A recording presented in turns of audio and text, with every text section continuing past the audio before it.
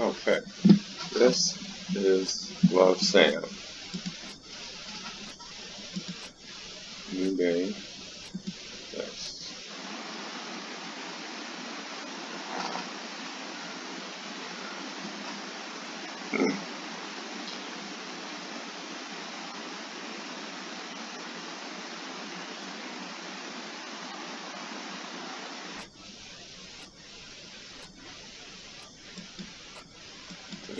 It just restarted.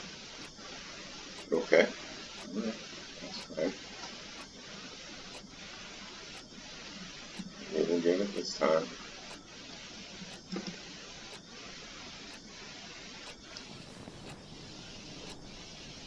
Here we go.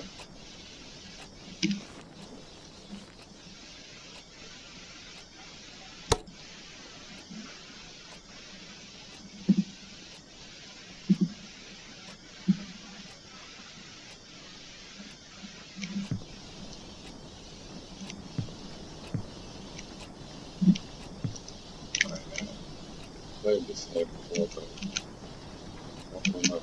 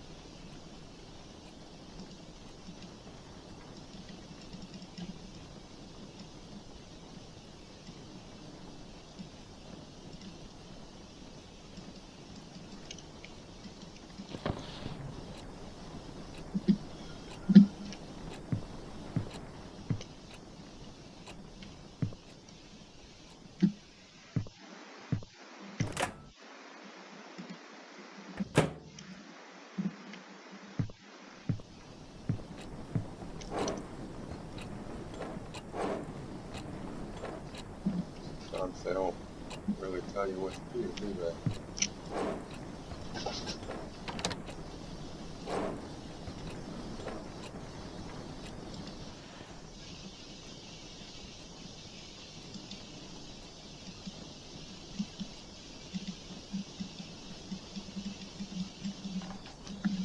Got it. Last human on Earth, sitting alone in a room. Came a knock on the door. Never cared for keeping a diary. Now seems to be a good time to start keeping one. Why? Because after all these years, I just can't forget about what she used to be. What used to be the light of my life. I know, over dramatic ones. It's that cat. One Brian Comer, as much as I did, is down to leave that big chunk of residue. Well, I still need a flicker. Let's just say this diary is what's left of our relationship. 3 years, no. 3 years have passed, and the world around me is still the same, except for me. I look like a mummified corpse. What would he say if he saw me now? I can read. Don't judge me. He left Rosen Peak the moment graduated high school to go to the fancy college of his dreams. Since then, I can only rely on my memories of him to keep me going. I wonder if it was same for him too. Okay, so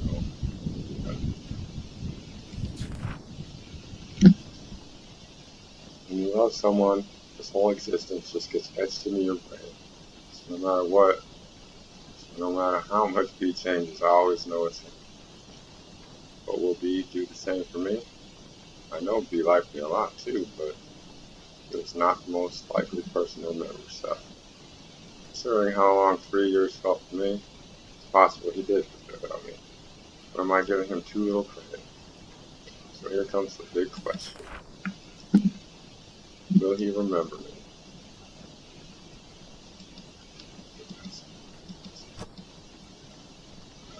Yes.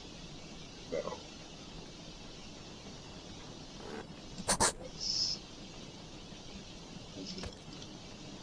Oh my God. It's B we're talking about. We didn't have the most perfect relationship, but he won't just dump his memory of me down the toilet or something. He's too much of a nice guy for that. Don't forget, too. Just hope our time together was meaningful enough to him. Enough to make him cherish even the darkest ones. Speaking of cherishable memories, I wonder what happened to Joe's Diner. It used to be my favorite place. Naturally, because there was bees. Favorite place to begin with.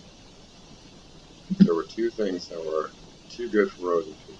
It would be Brian and Joe's Diner. Oh, look at that. That's a nice looking diner. 5 stars. Best pancakes in the world. Things were so much easier back then.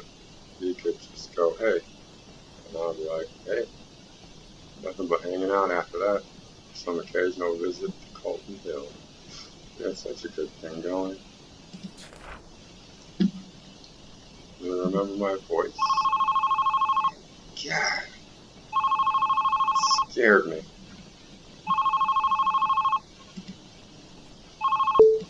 Bring him on. I'm gonna read my book here. Oh.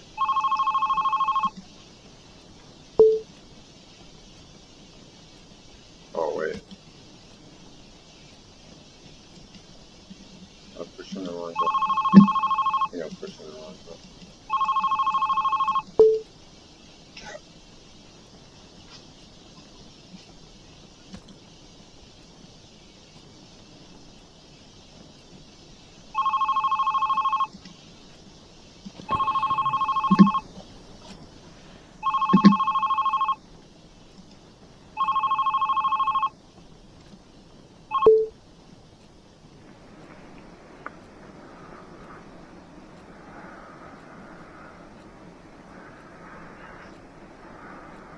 That's not weird or anything.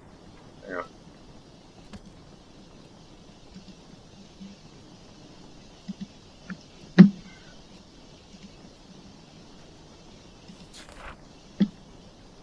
Just wanted to say hello every time I call them. What I want to do, can do, are two different things, as always. Just enjoying B's presence on the other side of the phone satisfies you in a way, though. Imagine eagerly waiting to hear something other than my breath. Kind of creepy. Wish I could sneak into people's. That was nice. Looking around there, just right there. If I had that power, I would never stop looking through these windows. Alright, something at the window is already up. Close. Bacteria. No! Where did this come from? That, as a debut outfit, I admire your confidence, Sam. And with that, my whole high school years were probably over. First day of new school, and the girl in town got classified as undesirable by what seemed to be the queen of Way Right Academy. Spent last night telling myself, confidence, Sam, confidence. But looks like I should have spent that time picking better clothes. Try not to care too much about blending in, but these kids already look at me like I'm a candy handed out by strangers. The package seems fine, but there's something fishy in there.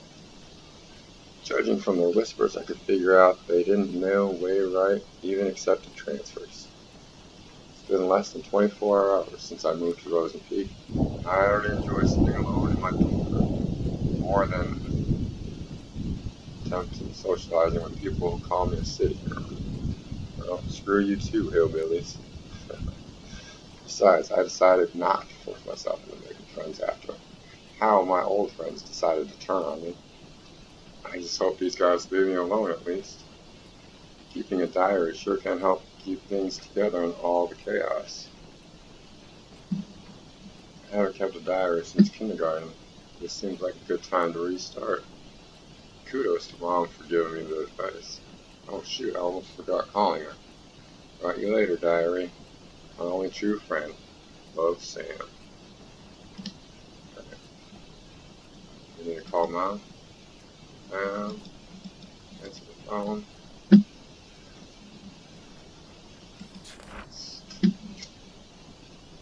Do you remember the moment he came into my life? For me, it is as clear as the moment he left. So clear that the downfall of our relationship still cuts deep into my heart. Stranger, friend, special someone.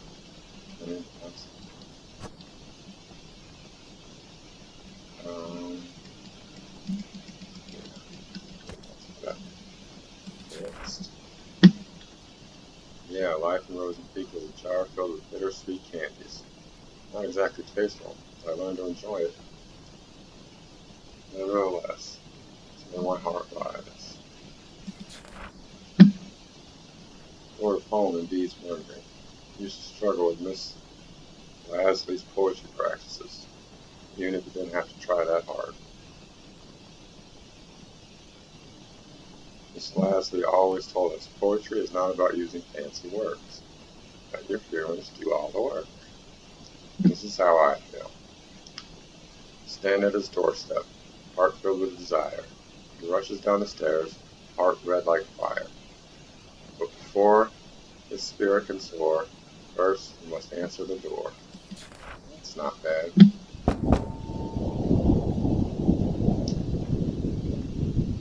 I saw that coming.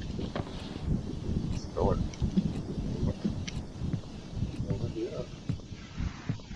Out front door. What you got for me?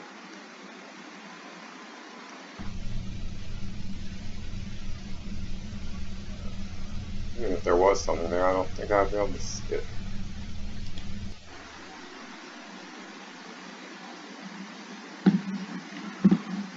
Let's go back to reading. Ooh, another note. August 22nd, 2006. Stacy is a classic. FYI, she's the one who talked crap about my favorite vintage shirt. It's actually jumped straight out of a cheesy teen drama. Blonde, hot, always talking, and a cheerleader. She even has a beefy jock for a boyfriend. Didn't want to start talking shit about someone already, but how could I resist? Every time I did Stacy's view, triggered an obvious backbite. I'm seriously starting to think she's under a curse that killed her to stop talking about someone else. Sadly, coping with her bitchiness wasn't the hardest part of the day. Mom called again. As far as she knows, it's just rainbows and butterflies here in Rosen Peak. I can still remember the complicated face she made when I told her that my application was accepted by Wainwright. None of us were expecting them to approve a transfer request of a 11th grader, even if she told me she understands my need to move out of that city. I really feel guilty for leaving her alone. You already used up your last runaway chance, Sam. Get yourself together. For Mom.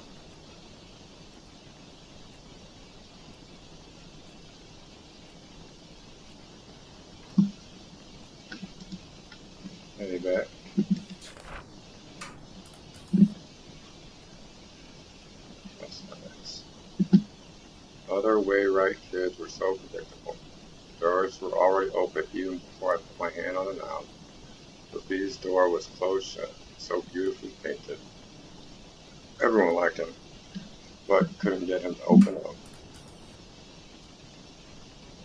Well, that's creepy. I knew there was something more behind that pretty paint. Something behind his bright smile. But on the other hand, being able to hang out with him was a good enough blessing to me. Enough to make me want to never leave his side. Never, ever.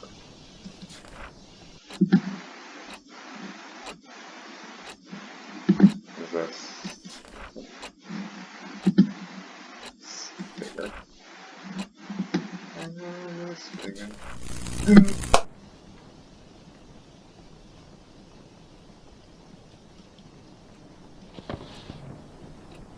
That was not nice. Why did you turn off my lights?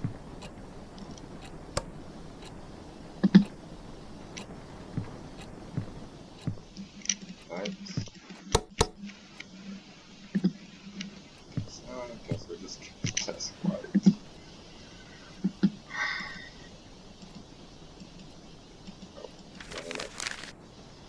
My first Frozen Peak weekend. His name itself gives away the small town fits perfectly as a setting, or mystery horror genre. Much forest, endless hills, and a lake now is hiding a couple of dead bodies. Could pay a visit one day, take some gorgeous shots. As for now, I'm just gonna leave that way on my to-do list, which is already filled with a crazy amount of homework. I now know why youngsters of Wayrite try their best to get as far away from school as possible after class, to escape from choking on the pressure that teachers give them, even on weekends. The girls like Stacy will have their boyfriend give them a ride, and others make use of the power of public transportation to get to the more crowded part of town. It does feel too quiet with no one left at school, but at least I don't feel as lonely as I was in San Diego. At least I don't have to watch everyone I know turn their faces away like I'm some kind of demon spawn. At least I don't have to be reminded how fucked up things can be in a single moment. Moving on won't be easy, as long as I keep myself busy. It won't be that hard. As for my weekend plan, I'll just improvise in the morning. Catch you later. Love Sam. He was always pushing his limits. It was more like he was always being pushed, but he was good at it. I naturally became the best quarterback of the team while maintaining a high grade for the star program. He was the best quarterback Wayrite could ask for. Seeing him running all sweaty on the field always triggered something tingly inside me. Something that made me want to catch him behind his back and never let go. That's something, isn't it? All sorts of feelings and thoughts were pumped restlessly into my brain with every heartbeat. It gave me a bad headache. A good kind of a bad headache. Wanted it to stop. Wanted it to never stop.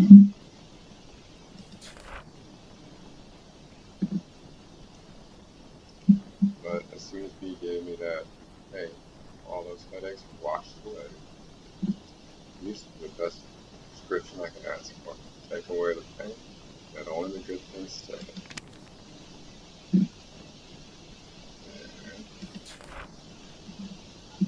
Oh, I don't know. And that back, let me pull that up. Thank you. Thank you.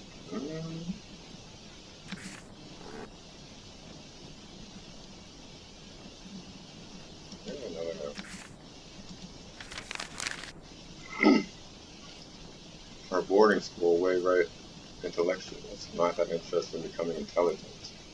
I visited the library today, and two things surprised me. One, the place was much bigger than that one in my old school. Someone could get lost in there. And a strong feeling that people rarely visit the library, maybe because they fear being lost there. The place was too clean. Even the books show little sign of human touch. Now I feel sorry for complaining about Miss Hazzy's book assignment.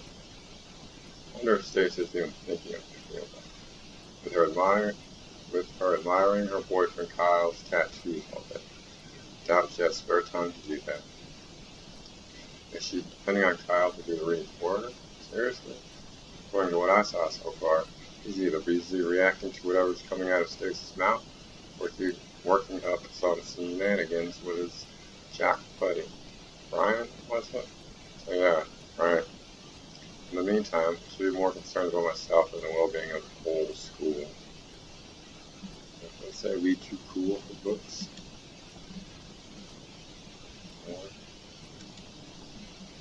continuing up. Open those eyes. No need for words. Sweetest love songs. His eyes others. I think that makes sense. Don't tell me to turn around. What if I don't want to turn around?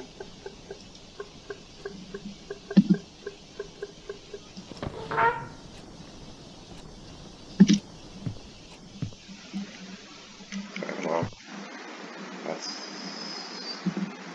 shiny down. This one? Find it.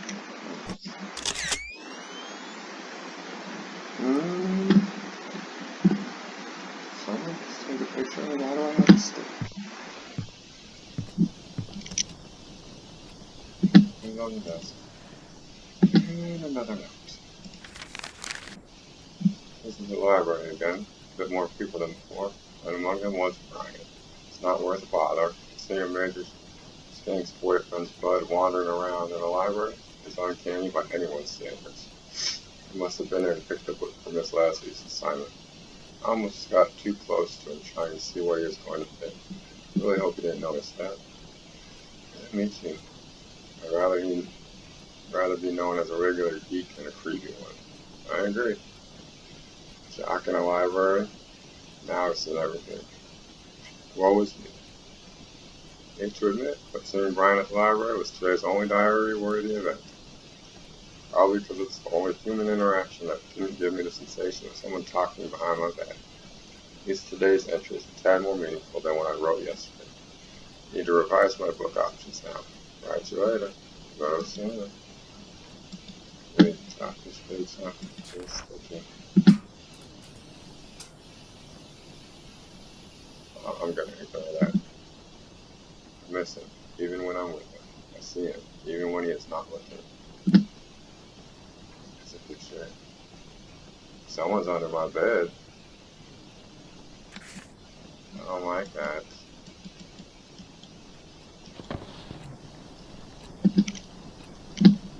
Oh my god.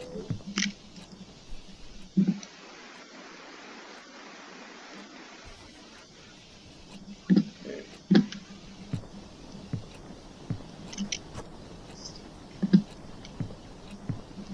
I remember doing this.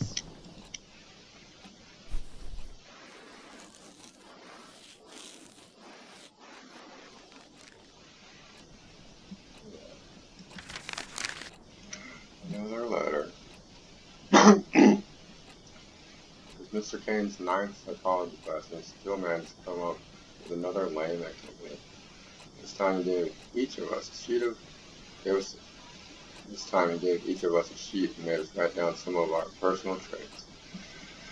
In the next 10 cringy minutes, I managed to squeeze out some of the aspects of myself that I could hate less. After that, Mr. Kane told us to think about whether or not others would agree to each of them. He called it re-engaging the perspective toward oneself. Blah blah. Wow. I really needed to reevaluate my stupid self. But it's not the dumb subconscious exercise that's bugging me right now. When the papers were being passed around, Brian, yep, him again, kinda smiled at me. It's 11 p.m. now. Why am I writing about this? It's most likely an accidental glance, but still don't know why the very image hovered in my head for the rest of the class. Okay, the rest of the day. Stupid brain probs wanted an excuse for screwing up today's math test. Get out of my brain. Get out of my room.